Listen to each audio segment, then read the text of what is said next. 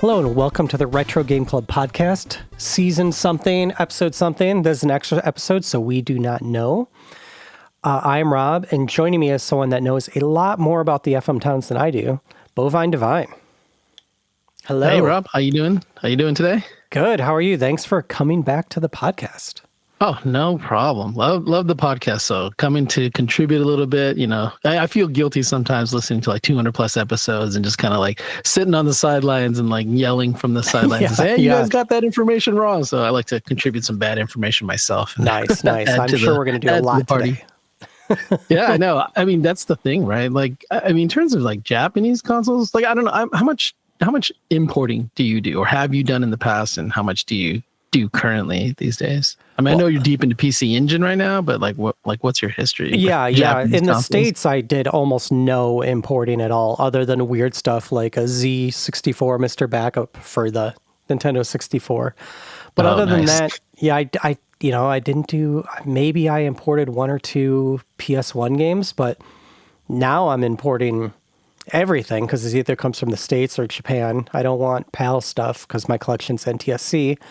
Yep. And now I'm into PC Engine, so all that comes from Japan. You have a long history of importing, right? Well, I mean, it's like, I remember when I was, gaming back in the day when I was a teenager, and like most of the things that drew my eye to, there was two main sources really, right? Like if you were looking in the back of sometimes EGM, sometimes Die Hard Game Magazine, like they would have like they had import dedicated sections within the magazines themselves, which was cool, right? Because you got to read about like Japanese, games and systems, and sometimes those releases would make it over or not. But it was pretty heavily focused on just kind of like showing what we didn't have, which I thought was a cool angle that they would take in the magazines. And then there was some local game shops that I had near like my high school where they were focused on just like doing import video games, which is kind of interesting, right? I mean, I think the stores probably did like a combination of things. Like they did like import toys and figures, and then like video game sections. It was all like an all-in-one store. So these stores, I would primarily, that would kind of be my source to get some import games. And around that time, it was like end of 16-bit going into 32-bit systems. So I got a lot of my import like PS1 games and late Super Famicom stuff, some Genesis titles there. So it was really cool to me just to like realize that there was a whole other world of games that like we didn't have access to, right? And even back then, there wasn't a big internet presence yet though. So it was impossible to get a lot of good information related to import, Japanese games. So I thought it was really like a very mysterious way to get like cool games. And the other big thing was like you would always be able to get games like ahead of time, right? Like you would read about previews in a magazine and realize, oh, it's already been out in Japan for like a year or so before they've done any localization.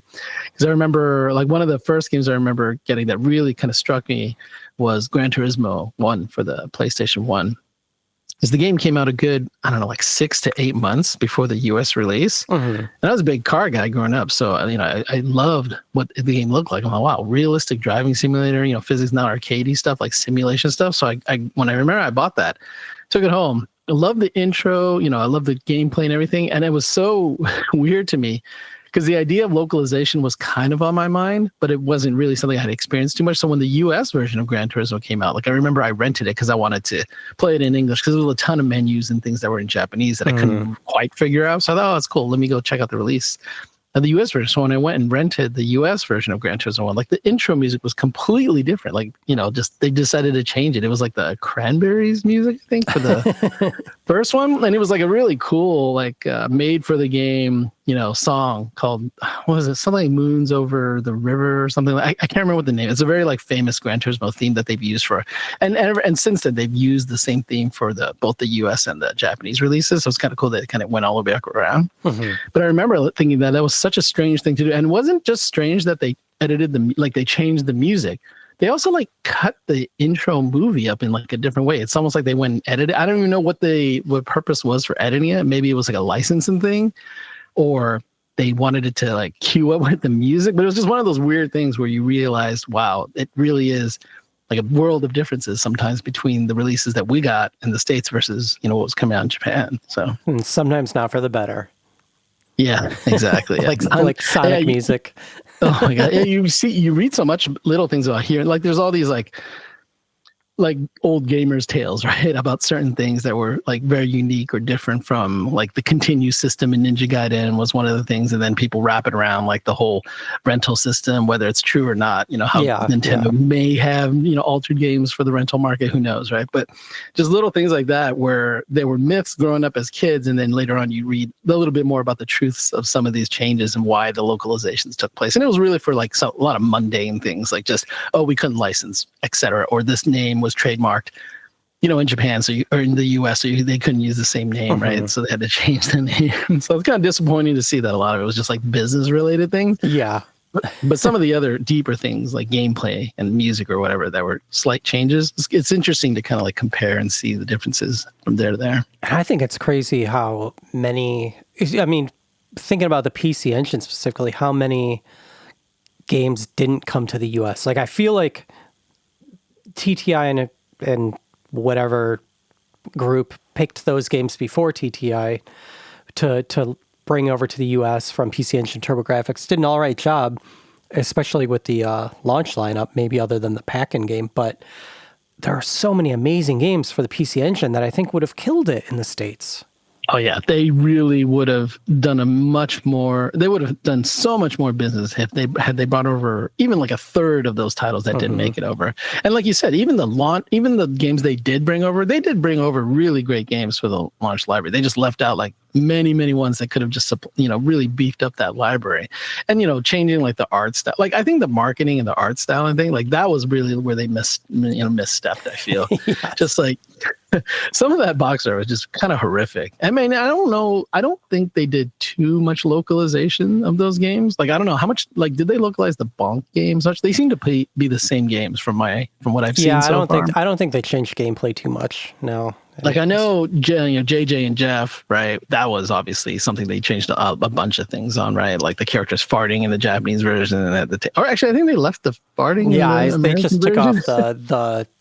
No one actually knew who they were here, so they kind of changed that stuff. Yeah, Kato and Chen or whatever. But yeah, it's just like you look at what did come out, and it's still amazing that it was as good of a library as it was. But looking at what they could have brought over, and maybe it was more mundane reasons, like maybe they couldn't bring out certain games because they were already released on certain platforms here. So maybe there was some cross licensing things, because there's that whole weird thing. I remember you guys were talking about on an old episode. You guys were talking about the Sega releases, the Sega franchise games, right, that were on the PC Engine, and none of them ever. I don't think did any of them make it over here. I think Space Harrier. I'm trying to remember which of the Sega games actually made it. Space Harrier did come here, yeah. Right, yeah, but things like Shinobi didn't make it over here. I think that version of Shinobi, it's a really nice looking version of the game. It just plays really weird. Like they took out the power up system, but I mean, it looks amazing and it sounds great. But something like that really could have just blown the hair back of us gamers back then who were fighting with the Nintendo ports and the Sega Master System port versions of the games. And then there's systems that didn't come over, like the FM Towns.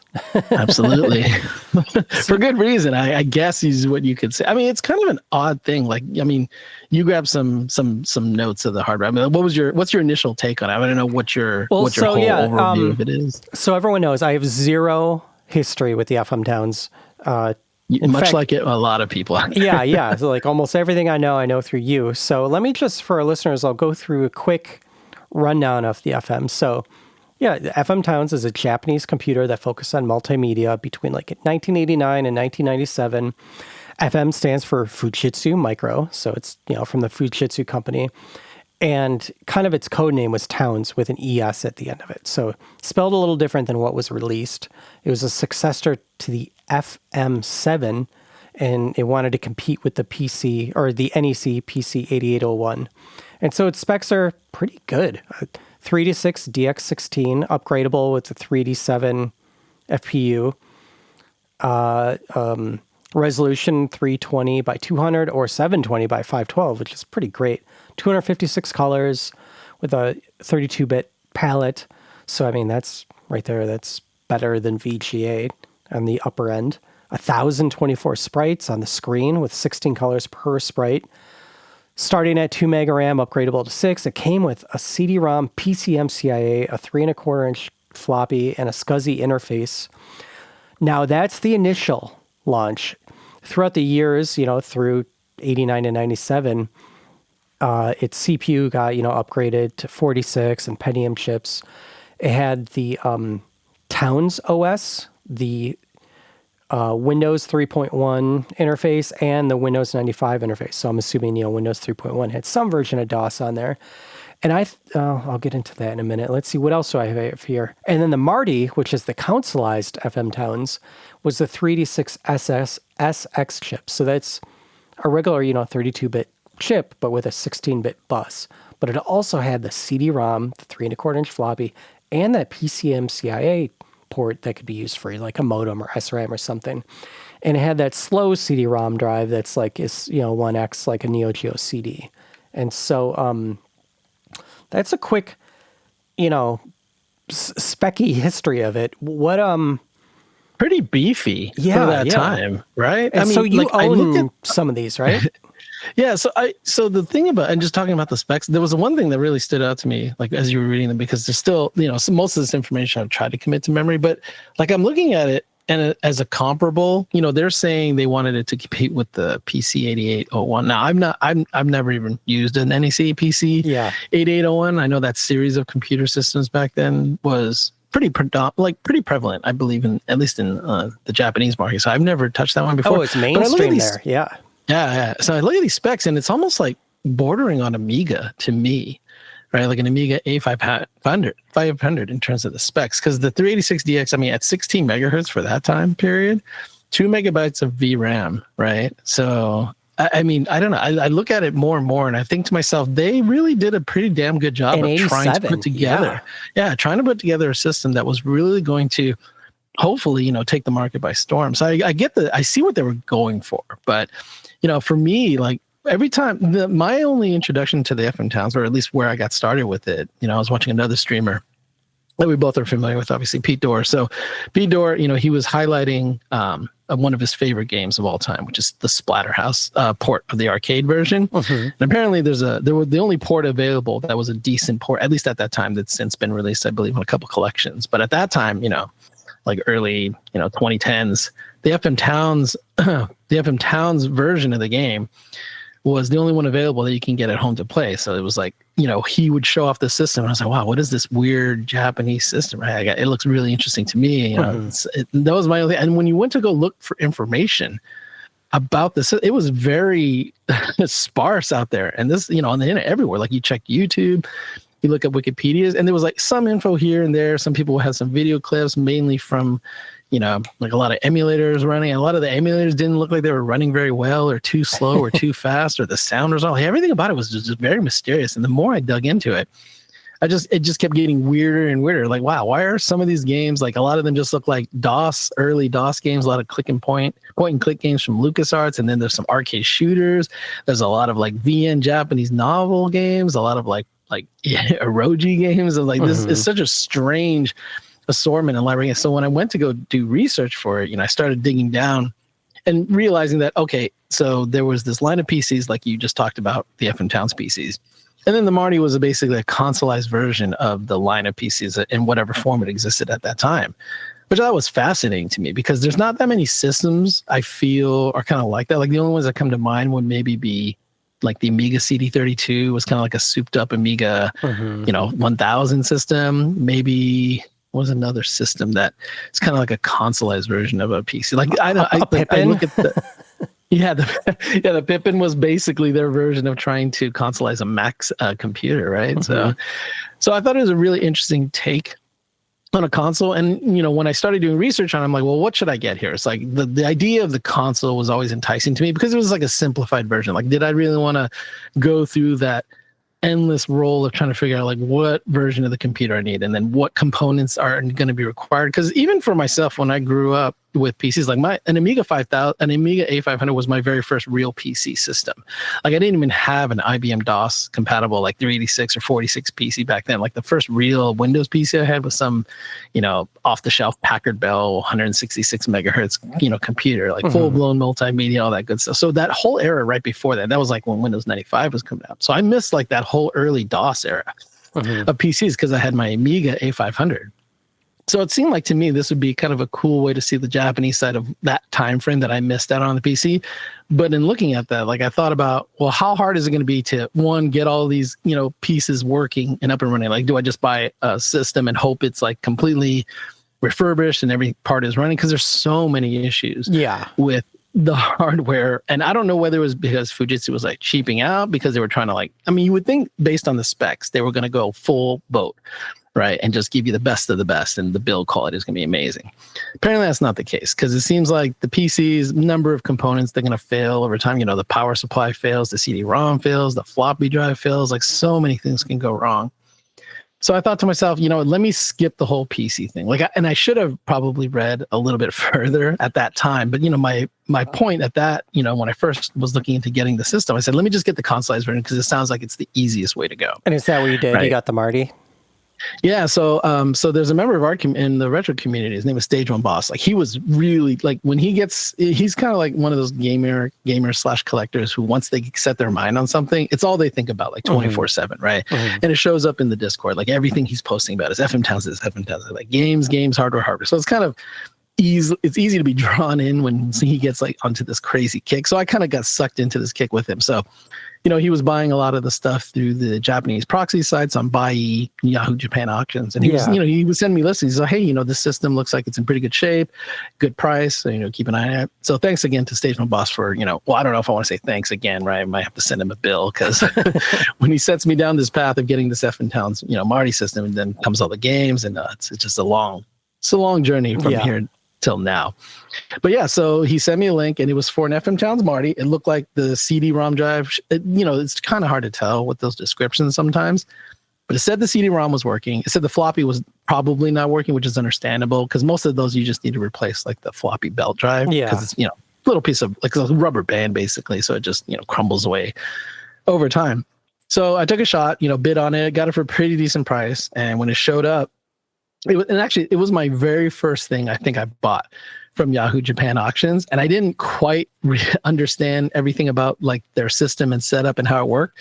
So I didn't realize that there was a number of shipping options and it talked about like protective packaging and what kind of box you want to ship. Like I didn't understand what half of it was, right? And I didn't have any reference for it. So I just picked like whatever the cheapest shipping method was. So, like a week later, it shows up at my work, because I get all my stuff shipped to work. Mm-hmm. It shows up and it's just it's the console in the console box, which is great. Meaning it actually came in the console box, which is not something I even expected. But all they did was put a thin layer of bubble wrap around that console box. And they shipped it all the way from Japan to the US like that. I was looking and I'm like, did they really just send it like this? Because I didn't realize later on, I realized if you have to pick like all the tiers of protective packaging and shipping options to get it like neatly packed and bubble wrapped and safe and protected and all that good stuff. So luckily, I took the console, it was in brand new shape. Like it looked like it had never been used. Right. And it was actually a variant that I wasn't even aware of. It was called the FM Towns TC version. So I guess the TC was just a minor variant off of the main console line. So the regular Marty, the first Marty generation was, like you said, the same spec version, which was 386SX at 60 megahertz, CD-ROM and floppy drive. But apparently they made a variant, which was called TC. So it basically included the PCMCIA card with printer parallel port on there. Oh. And the idea would have been that you could hook it up to like whatever, printer that was supported for it at the time. And then there was software that was included with it that allowed you to print out your documents to print, which I guess was a big deal back then, which I wasn't even aware of. So yeah, weird. Yeah, really strange. And there's very little information about that. I guess in the package you got also like the PCMCIA card modem, I believe, which was like a cool 2800 baud modem, I believe, which is again really like forward thinking for the company around that time, right? So yeah, the console came in. I didn't get any games with it. It did come with a brand new controller, so controller, power supply, and then the console, and then all the packaging for it, which is really cool. So I popped it in, and I had no idea what state it was going to be in. So, and I didn't have any games, and there's no copyright protection. So all I did was I immediately burned 2 games for the system. First one was Splatterhouse because it's the first game I saw that Pete played, and it looked like an amazing version of Splatterhouse as well. And then a copy of Cobra. Tiger Heli? I'm always going to get the name wrong. I saw you playing that one, yeah. Yeah, Kyoki Tiger, which is the only name I know it by. So I burned those discs on. I popped in Splatterhouse and was just, crossing my fingers, hoping that it would spin up properly. But it spun up properly, started playing the game, audio was fine, video was fine, everything was working great. I was like, this is amazing. So from then on, it was just, going down this path of trying to like dig through the library, figure out which games would be playable, for non-Japanese speaker, because I don't read Japanese or I can't understand it. So it's just been this journey of just going through this very extensive library of both Marty compatible games and then the PC Towns or FM Towns library itself, which is kind of one of the first things you have to figure out as a gamer / collector of the FM Towns. It's a really odd situation where, initially all the games that were for the library of FM Towns, they were meant primarily for the regular PC line, right? And they would be called FM Towns games. And then later on, when they released this consoleized version for the Marty, they would release games specifically, for the Marty. It would be FM Towns Marty game. Mm-hmm. And what that really meant was that they were saying, hey, these games, they'll run perfectly in the Marty. And, you have no problems buying them to run on your console. Whereas we don't guarantee 100% compatibility running all the other games for the regular FM Towns PC games. And the reason why is basically because this console, even though it can, you can plug in a mouse, you can plug in a keyboard, but it didn't have a hard drive like the PC. It didn't have additional RAM that the PC could have. It didn't have what else? Like the SCSI hard drive interface. Yeah. So any games that had those requirements for the FM Towns PCs, like there would be adventure games like Zork 2 Nemesis, or I think, what is it called? I think Zork 2 something Nemesis.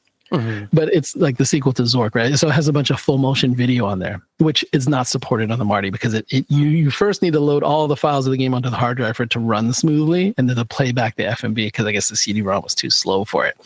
Also needed some additional RAM probably to run properly. So there's just a number of weird little like inconsistent things. Now the good thing is that a good 80% of the library will run on the Marty. How well it runs and how much it runs, that's kind of like the question mark, right? Like you may have some weird slow performance. Maybe the game will run, maybe it won't load, maybe it needs a boot disk, maybe it needs a hard drive and stuff. Like there's all these little things that get in the way of trying to enjoy like all the games on the FM Towns Marty. So it's a really strange thing, but I think as a collector for the system, it's fascinating to kind of go through all the trials and tribulations of owning such like a weird console with so many like, side notes on the games themselves. Like you can't just buy a game, pop it in, and it'll run properly, right? Like even for most Japanese consoles, like when we go to buy an import title, there's always that first question of, well, how much Japanese will there be? Can I even play it? Will I understand it? And even finding out that information sometimes is tough. Sometimes you don't know until you buy the game, get it in your hands, and then go from there because there's no playthrough, on the internet for it. Well, speaking of games, so there are 638 games, which is a big library, and I listed some that caught my attention. 4D Boxing, Afterburner 1 and 3, Alone in the Dark, Bubble Bobble, Chase HQ, Columns, Eye of the Beholder 2, Image Fight, King's Quest 5, Lemmings 1 and 2, Loom, Marble Madness, Populous 2, Prince of Persia 1 and 2, Puyo Puyo, Monkey Island, all the Sims games you could think of, Splatterhouse, like you said, Ultima 1 through 6, and just many, many more Japanese games. I mean, that's a crazy library. It's a huge range of variety, right? Yeah. Like, I guess it's been out for like 8 years or something, but still, that's big. Yeah, it's weird because at the time, I know that, they started releasing the system around 88, 89 timeframe, and then the Marty came out, and I want to say, 93 or somewhere around that time. So it was a couple years after the PC line where they intended to kind of support both platforms simultaneously. But it was already, by the time, the Marty console itself, when it was out, it didn't sell that well. They tried to reinvigorate sales by releasing like a refresh version of the console, which was the exact same hardware. They just put in a different color scheme and packaging and lowered the price. But by that time, the Marty 2, which is what it's called, which is just a gray version of the system, it was already like pretty much support was dying out for it. So when you look at like the games that they decided to, that's the thing that drew me to the library because it was just such an odd mishmash of games across genres, across arcade ports, across PC, click and point adventure games, across classic CRPG games. Like it's an insane way to play all these games all on one system. And I don't know, maybe the price of the system was prohibitive I don't know what the state of Japanese economy was for gamers or adults who wanted to like enjoy a full-fledged PC at home, because this was obviously pre, MS-DOS computers as well. So the option to play all these games was just, I guess maybe this was maybe the best option. I don't know what else was there in terms of its comparables at that time for what a Japanese person had to choose from to play like a lot of these classic PC games that we're reading off here, right? I'm guessing the NEC PC is. Would it be right? I guess that had to be it, right? And I don't know how were they rated in terms of power alongside of this, how well it ran those games. Like, did they get ports of all these things? I'm not sure, right? Because I'd have to start looking into those systems libraries. But when you look at this, it's just it's a crazy list of games, if you ask me. Oh yeah. So you talked about some of the issues you ran into with like floppy drives and stuff like that. Do you have any other tips for someone who might want to get into collecting this, like do's or don'ts? This is my advice, and just to continue on with part 2 of my story. So once I got the FM Towns TC system and everything was working fine, I started buying games and I started, loading them on and, going through them on stream, which was a really fun experience to just like kind of experience these games. But there was one thing I did notice, which, there were some odd compatibility issues, and a lot of them did have to do with the non-Marty games, which makes sense, right? Because I would pop in a CD of a game, it would need a boot diskette. And if it didn't have the boot diskette, good luck getting it, because you can't read standard floppy disks. You have to buy these specific data format, PC98 formatted floppy disks to even use them on the system. Apparently, there's a very long and complicated route to use like a standard 1.44 megabyte floppy that you can, get anywhere here. Well, I mean, you can buy from Amazon. I don't know, you can get a floppy. So apparently there's some, like, you have to do like 14 steps to get it to read properly. And then you need like a special like floppy disk reader to be able to format it. So I looked at all that on the instructions. I said, you know what, forget that. I'm not even doing that. Because I couldn't even find a floppy in my house, which was kind of disappointing to me. Like, I was looking around my garage. I couldn't even find like a 1.44 megabyte floppy diskette to use to try to test this out. So I just ordered these PC98 formatted floppy drives from Japan, and then they shipped me like a 10-pack of Sony ones, and they were brand new, never been opened, right? So they popped it in and it worked fine. But so that's just one of those odd things. But as you're playing the games, right, like sometimes they just won't even run on the Marty. Like they'll boot up and maybe you'll get a title screen and it'll just freeze. And the reason could be because maybe you have a mouse connected, maybe you don't have a keyboard connected. Maybe the system just doesn't like the game itself. Maybe you have to set the Marty to run in fast mode. So for any of you old heads or, had 46, PCs at 386, I can't remember if 386 PCs had turbo buttons on them, but I know 46 ones, right? So it was just a way to, and it wasn't really like running it was like running it overclocked or at a faster bus. I can't remember exactly. They usually put those on so you could turn the turbo off in case there was older software or games that would run too fast on the faster megahertz. Right, so it would actually clock it down, right? Yeah. So that was a very common feature in all the FM Towns PCs, and apparently it's a feature in the Marty consoleized version itself. Also has that ability. You just have to like boot up to a certain weird boot menu and then disable it from there. So you could maybe increase some compatibility and fix some glitches by disabling fast mode or enabling fast mode, vice versa. And then other times by doing that, you may get some weird audio glitches. Maybe the audio would drop off after a level. Maybe there was some graphical glitches, like so many little things that would affect each single game. So when I was going through these issues, I thought, you know what, I need to figure out what's going on here. Because there were some games I got that just wouldn't run, and I really wanted to see what they looked like. And then also there was a perf issue, right? So for a lot of the 3D games, especially like the superscalar pseudo games, which like Chase HQ or Outrun Turbo, Galaxy Force 2. Am I saying Galaxy Force? What game is that arcade superscalar shooter? It's called Galaxy Force, right? That sounds familiar. I wouldn't know. Right, yeah, no. Yeah, I'm trying to remember. It's such a generic title. I get it confused with those. But so Galaxy Force is one of my favorite arcade games, and it was running, runs on the Marty. It just ran very slow, like maybe like 10, 15 frames per second. So after a while, I started to do more research. I said, you know what, I just got to get one of these PC models, because I hear that the PC models, they run everything better, it's faster, and then you can get additional things like you can buy like a MIDI sound card. Some of these games have MIDI soundtracks on there that you can enable to get off of the PCM sound. So I went back to Yahoo Japan Auctions, and again, it brought me all the way back to square one, the first route I should have done, which was just buy one of the PC models. Mm-hmm. So I ended up finding a really good listing for one that was completely refurbished, all recapped. CD-ROM drive was replaced, recapped, floppy drive built, everything was working perfectly fine. And then it came with like a controller, it came with a mouse, it came with a keyboard, and the keyboard and the mouse, they're really expensive for the FM Towns. I guess they're wired in a way that's just for the FM Towns PCs. You can't just plug in regular DIN, 9 style pin controllers to them. So, I said, okay, well, let me bite the bullet. Let me just grab this PC and get it in. So I got that one in, and then I've had that one for the last 2 months or so. And I'm kind of like revisiting all the games that I had already streamed, checking out the performance increase and then the compatibility with the games that didn't run. And everything is so much better on the PC. Like, it's insane. I wouldn't say it's quite like a different system, but it really feels like, how like today we have like PS4, and then PS4 Pros or PS5 and PS5 Pros. It's like that jump in performance. Wow. I feel. Yeah. Because the PC that I got, it was one of the latest versions of the PC, which was called the FM Towns Fresh 2 ET system, which apparently has a 486 DX processor at 66 megahertz, has 40 megabytes of RAM, 300 megabyte SCSI hard drive, and 6 megabytes of VRAM. So just loaded to the gills. Yeah. Right. So like everything every game I've thrown at it so far, it's been amazing, and everything runs so much better. Like, just comparing like Chase HQ and Outrun, like Turbo Outrun, those were two of the like racing games with super scalar effects, and just looking at the frame difference, right? Like, you went from 10 to 15 frames to like a solid 25 to 30 frames per second for the performance on those games. So for anyone out there who's interested in just kind of diving into the library for the FM Towns, and it has like an amazing games library, like Rob was talking about earlier, he was just highlighting some of the games here.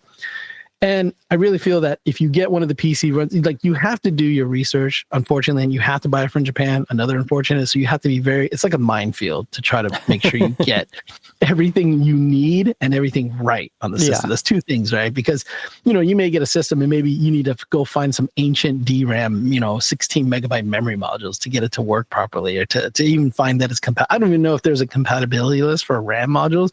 You just have to end up buying some FM Towns specific listing of RAM, which is probably some generic RAM from back in the day, but you wouldn't know because of the timing and the size and everything else, right? So So your best bet would be to find a listing that says everything's working, everything's been reconditioned, and you see all the specs clearly, and just make sure that the CD-ROM and floppy drive are working. Because once you get all of that settled and you get it up and running, it's great. And the only other thing is, when like later, just to add one more hardware hurdle to the issue, was that the FM Towns Marty console itself, it only output composite signals and S-video. Like, there's no way to add RGB or component or VGA to it, which is unfortunate because, you're limited at max to S-video quality, which is not terrible. It's just not the best, as we all know. Yeah.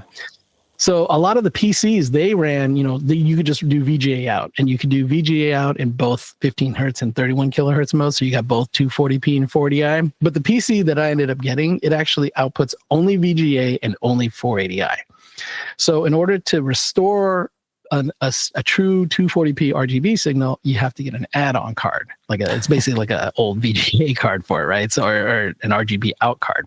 So I have one of those on order, but it's just one more thing you'll have to worry about, because you're basically buying a full-fledged PC from back in the early 90s, and included with all that are all these like add-ons.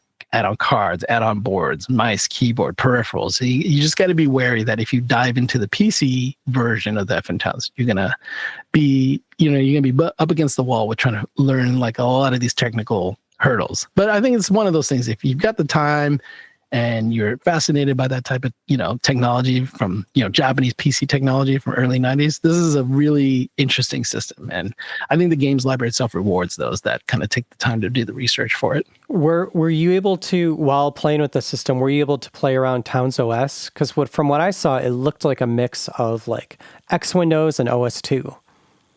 Yeah, so the Towns OS thing is very strange because when I first started with the Marty, it has, it doesn't have the OS on board the system. Now, the one of the cool things, it was one of the first computer systems where you could load the OS via CD-ROM, right? Or, whatever method. You could load it to the hard drive for the PC versions, right? But you could basically boot OS from the CD. So once you loaded a version of FM Towns and you popped it in your FM Towns Marty console, it would load up a version of the FM Towns OS, which is really cool, right? Because it basically, like you were saying, it looked like classic Windows 3.1 OS. And they had multiple versions. Like I know that, and it's weird because some game discs that you buy, whether it was for the Marty or whether it was for the FM Towns, they would have kind of like a small portable version of the OS on the CD that you could use to do some very simple file management, like maybe like manage your game saves. Like I guess the intent was to manage your game saves. But another interesting thing was that certain versions of the Town OS itself, which as far as I've seen, the earliest versions are basically 1.0. And I've seen versions as late as, I believe, 3.x something. I can't remember what number it was. So the games that you boot on there, it'll have whatever version was relevant at that time. But alongside that OS were drivers for the hardware, for the audio, for the visual. So you would get different versions of the drivers based on like which version of the OS that you would boot. And it's even crazier because if you have the Marty, usually your games would just boot directly, right? Because the whole point is you spin the CD in the game and then the early BIOS boot of the console, and it will just boot right into the game. It doesn't care about like the OS files at that point. However, if you power on the system and then you don't have a game loaded, meaning you spin it up to the title screen, then you put the game in, then you can access the menu of the game, and then you can load the OS, which would then let you load the game, which would give you a different set of drivers. So found out that there was some of these compatibility issues that I was talking about earlier, like sound, video glitches, audio glitches. They could be addressed if you were to load up the OS, you were to boot the OS of a certain version and then start up your game from that OS. It would load with a completely different set of drivers. There has to be some huge complicated matrix of the OS versions and the game glitches and issues. I'm sure no one has taken the time to do that yet. There is actually one person out there who's done a pretty good job of trying to catalog this huge monster list of the FM Towns games and how well they run on the Marty and what like things you need to do to address some of the issues. Like one of the things was on like Chase HQ was the one that was driving me crazy because I would put that in the Marty, game would boot, it would run, but there was this weird graphical glitch right on the horizon that you were driving on. It was really annoying because I just chalked it up to like an issue with it running on the Marty that shouldn't be on the PC version. So when I got the PC in, one of the first games I put in was Chase HQ. I'm like, I could finally play without that graphical glitch, right?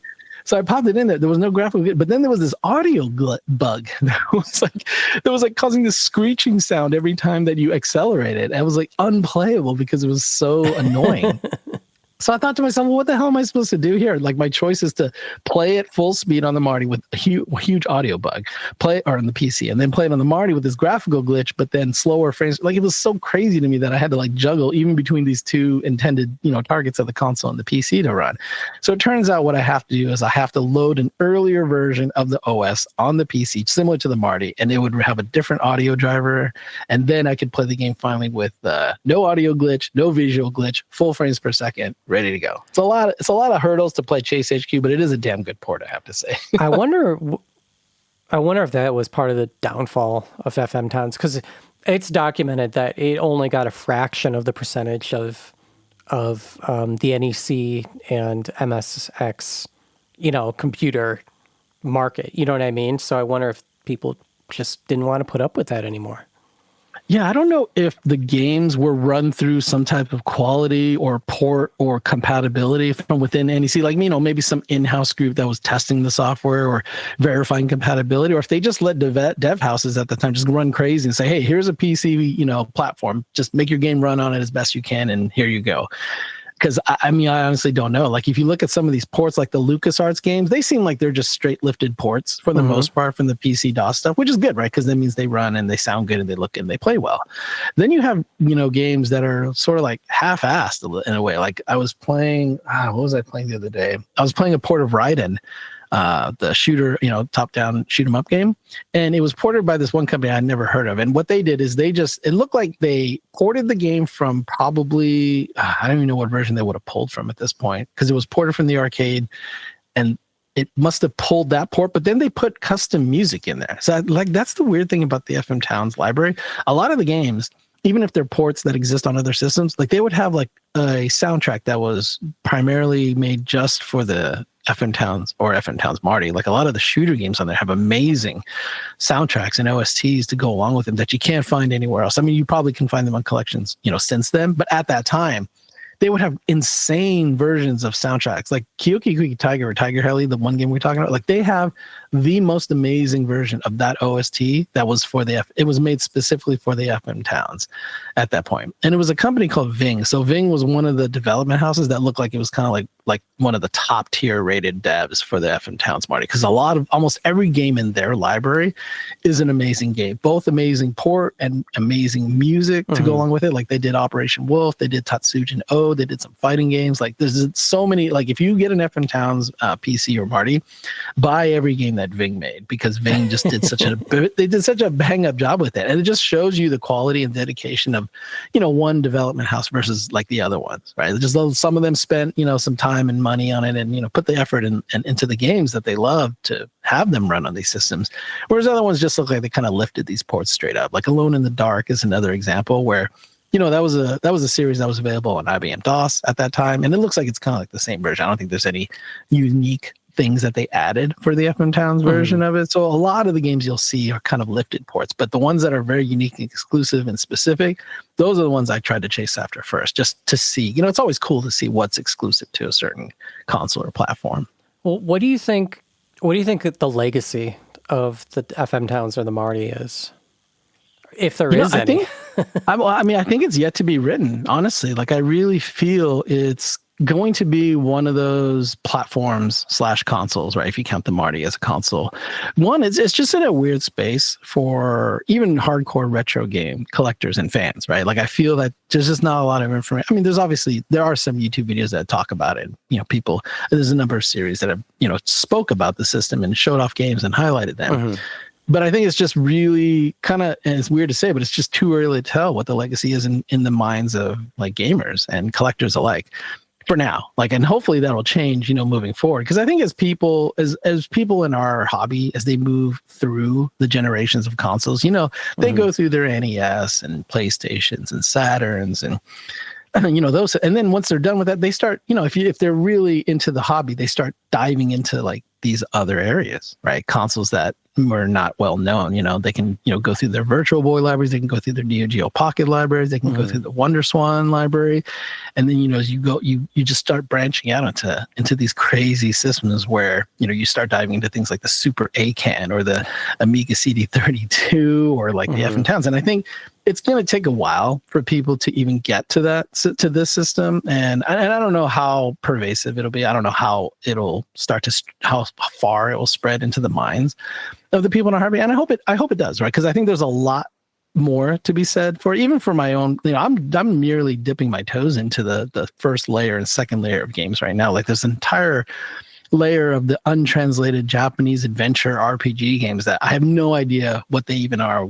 I know there's a lot of boobs in them. There was a whole lot of eroge games out there apparently. But I'm sure amongst all those titles, there's plenty of interesting gems of like games that probably don't have ports and never have been translated or just sitting there waiting to be discovered. So I think the legacy of this is just, it's one of those strange exclusive Japanese platforms. And I keep saying platform now because the initial take is to just dive into the Marty as a console, but then you have to include the entire FM Towns PC line as part of its lineage, right? Because it's all in one. It's such a strange mashed up platform that you have to really cover both sides of it to get all the information on it and then get the experience of all the games on it. So I think the legacy is yet to be written, but I hope that moving forward, there'll be more fans that start to figure. And I don't know whether it's because the emulation is not up to, because that's where a lot of people will get their experience, especially with the price of these systems and games. And the emulation is not there. It isn't.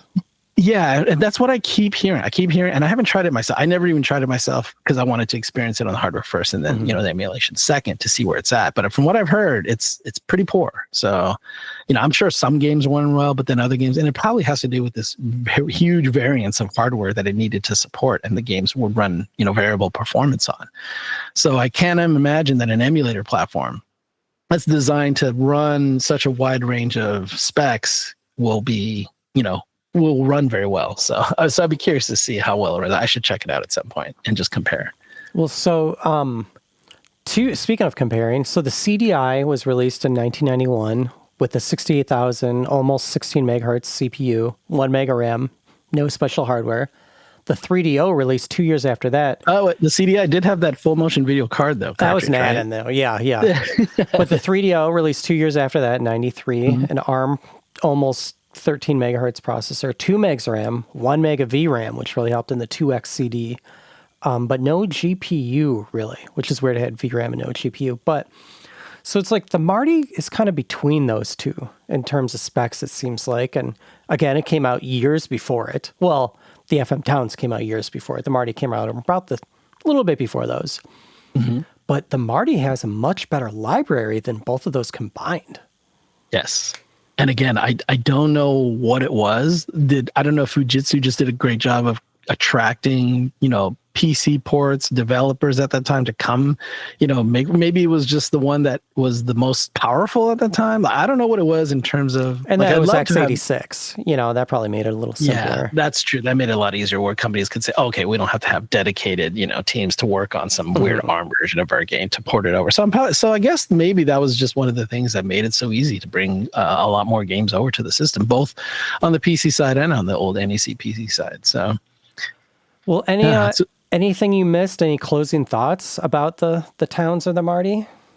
Well, I'm curious because one of the strange things about being a collector or being a fan of the system now is that, like every other retro system out there, you see a number of community projects out there of people creating things to keep the system going or add to the system or make things easier for it. So the FM Towns is kind of in a weird spot. Like there is an ODE, for example. So if someone wanted to buy the Marty console or the FM Towns PC, there is, for one, you could just burn games on CD and just run them that way. That's obvious because there was no copy protection, at least not that I'm aware of. There may be some games that required like a boot diskette that acted as a form of DRM, right? So that way you would have to also get like a flop. They actually make both a floppy disk emulator and a ODE. Problem is, it's from this group that's sort of gatekeeping like the purchase of this ODE. It's called the Doc Brown, which is a really it's cool frustrating name, right? buying from him. He only does small runs and stuff like that. Yeah, and you have to like provide your serial number for this. I don't know what that's all about. Like maybe he's tying it to some. I don't even know. I haven't looked. I didn't look into it because the minute I read like that about a gatekeeping, I'm like, forget about it. So fortunately, the Fixel, who is another member of the mod community who's worked on a number of ODE projects and FDE projects, so he had plans to do a alternate ODE for the Marty and the PC. Right, that was going to be a combination of both the floppy disk and the CD ISO reader ODE emulator.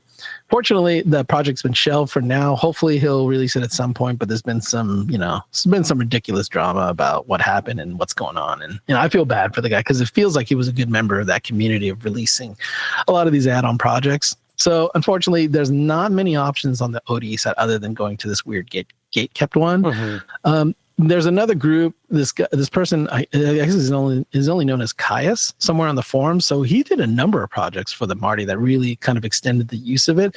He actually built like some PCMSA add-on cards that you could add to the Marty. For example, the Marty only has the 2 megabytes of VRAM on there. He created an add-on board, like a copy of the original add-on board that added an additional 4 megabits of VRAM to the system. So you could run a game like Super Street Fighter 2. So there's a version of Super Street Fighter 2 that won't run natively on the Marty. It was meant for the PC, but you can get it to run on the Marty by adding this this additional 4 megabytes of RAM. It helps a number of other games, I feel, but primarily it was for Street Fighter, which is kind of an interesting thing. He also did the add-on card for like the SCSI card, and then also does like a version of the floppy disk emulator. So if your floppy disk is failing, or if you don't have the technical skills to replace your floppy drive band in there, you could buy this ODE that essentially acts as a floppy disk emulator. You just plug in a USB stick with the ability to run the floppy disks on there. So there's a number of games that are floppy disk only, not just this whole boot disk and save disk thing, which is really important because there's a lot of the CRPGs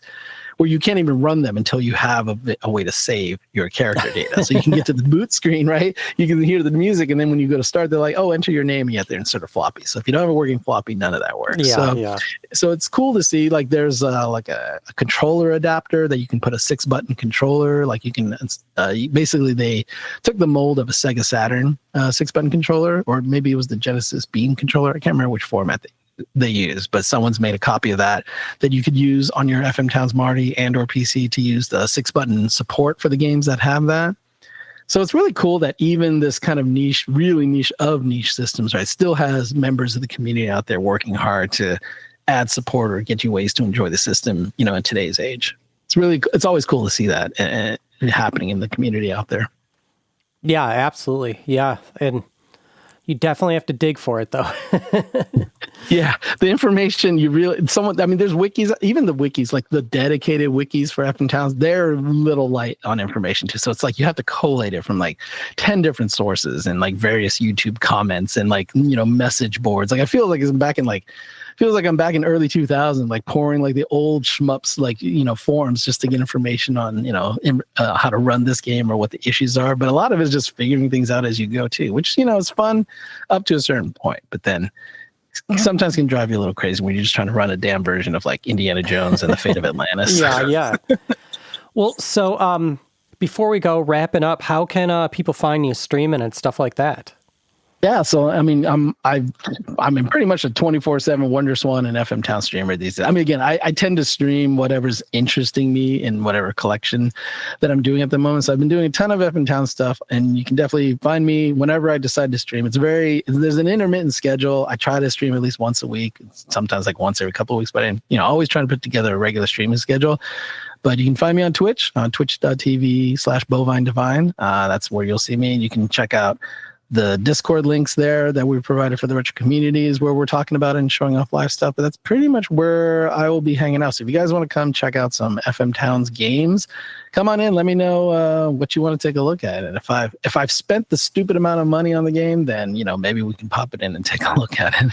Absolutely. Because that is the other thing about, if you want to collect for the system and you want to enjoy the games, just be aware that because it was a low run, you know, system and a lot of the games were low print run, you're going to run into stupid prices for a lot of their games. Like, I know there's a lot of great big box PC game collectors out there in your community, and so they are already familiar with kind of getting good condition big box PC games. Just take that, multiply it by 100, and then add the Japanese dash of, you know, rare and craziness to it, and you'll get a general idea of what it's like to collect the real games for this, if you're so inclined. Otherwise, please burn discs, burn away. Go buy a 100-pack of Taiyu Yuden disc and just, you know, burn at that slow speed, get it to run right.